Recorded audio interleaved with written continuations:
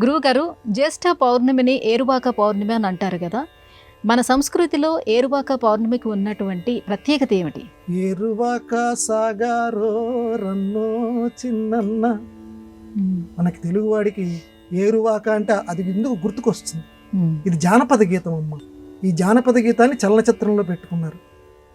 ఏరువాక, ఏరు నాగలి, వాక అంటే దున్నటం. ఇప్పుడంటే మనకి ఈ ట్రాక్టరు ఇలాంటివి వచ్చేసాయి, కానీ పూర్వం ట్రాక్టర్లు ఉండేవి కదా, నాగలి. ఆ నాగలితోటే పాపం రైతన్న ఇప్పుడు కూడా నాగలి వాడుతున్నారు, కానీ అంత విరివిగా వాటిలో తగ్గిపోయింది. ఈ ఏరువాక పౌర్ణమి నాడు ఈ నాగలితోటి పొలాన్ని దున్నటం ప్రారంభిస్తారు. చాలా మంచి రోజు ఈ ఏరువాక పౌర్ణమి. వ్యవసాయ పనులకి ఆరంభ సూచకం. అంటే వ్యవసాయ పనులకి ఆరంభ సూచకం అనేది కేవలం ఒక రైతన్నకే శుభదినం కాదు, యావత్ మొత్తం ప్రజానీకానికి కూడా శుభదినం. ఎందుకని?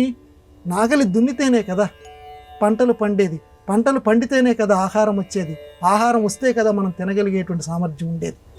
అందువల్ల అన్నిటికీ ఒకదానికొకటి సంబంధం ఉంది. కాబట్టి ఈ నాగలితోటి మొట్టమొదట దున్నేటువంటి ఆ రైతన్న పండగ మొత్తం అందరికీ కూడా పండగ ఏరువాక పౌర్ణమి. ఈ ఏరువాక పౌర్ణమి నాడు చక్కగా ఆ నాగలికి పూజ చేస్తారమ్మా. ఇప్పటికీ కూడా మనకి విజయదశమి ఇలాంటివి వచ్చినప్పుడు ఆయుధ పూజ చేయటం అనేది మనం ఈ రోజుల్లో మనం చూస్తూ ఉంటాం.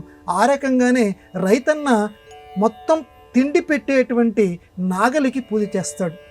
ఎద్దులకి పూజ చేయటం అది వేరే కథ.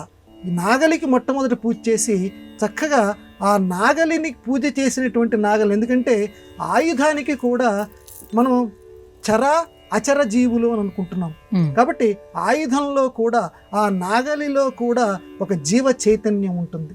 మనిషిని ఎవడైనా సరే చిప అని అంటే వాడు నొచ్చుకుంటాడు.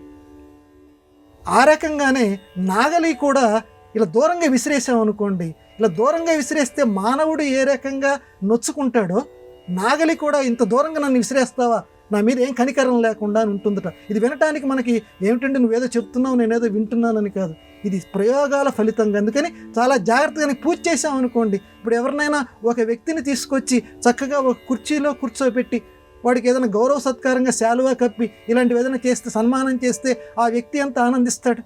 నాగలి కూడా ఏరువాక పౌర్ణమి రోజు తన్ని ఆ విధంగా గౌరవించినటువంటి ఆ రైతన్న ఎడల కృతజ్ఞత చూపిస్తుందట.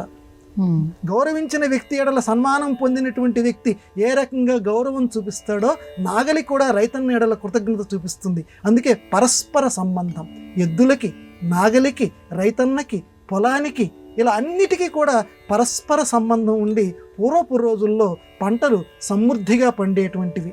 ఆ రకమైనటువంటి వాతావరణం ఉండేది. మొత్తానికి ఏంటంటే రైతన్నలు అందరూ కలిసి వెళ్ళేవారు పూర్వకాలంలో పొలాలకి పక్క పక్కన. ఎందుకంటే ఇళ్ల స్థలాలు ఏర్పడిపోయి పొలాలు ఇప్పుడు తగ్గిపోతున్నాయి, కానీ పూర్వపు రోజుల్లో ఇళ్ళు తక్కువ ఉండేవి, పొలాలు ఎక్కువగా ఉండేవి. అది ఒక ముచ్చట కింద ఉండేది పల్లెటూళ్ళల్లో. ఆ నాగళ్లతోటి అందరూ కలిసి ఒక దివ్యమైనటువంటి పంతులు గారి చేత పెట్టించుకున్నటువంటి ఒక ముహూర్తంలో ఆ నాగళ్ళందరూ తీసుకొని దున్నటానికి వెళుతూ ఉండేటువంటి ఆ మనోహరమైన దృశ్యం. ఇలా ఇందాక నేను మొదట చెప్పినటువంటి ఆ పాటలు పాడుతూ ఆ పొలంలోకి అడుగు పెడుతున్నటువంటి దృశ్యం, ఇది తెలుగువారి యొక్క మనస్సుల్లో చిరస్మరణీయంగా పూర్వకాలం నిలిచినటువంటివి. ఇప్పుడు రాను రాను రాను కొంచెం మసకబారుతున్నటువంటిది. ఎక్కడో కొంతమంది లేకపోరు, ఇప్పటికీ ఏరువాక పౌర్ణమి జరుగుతోంది. అటువంటి నా తెలుగు సంస్కృతికి జోహార్.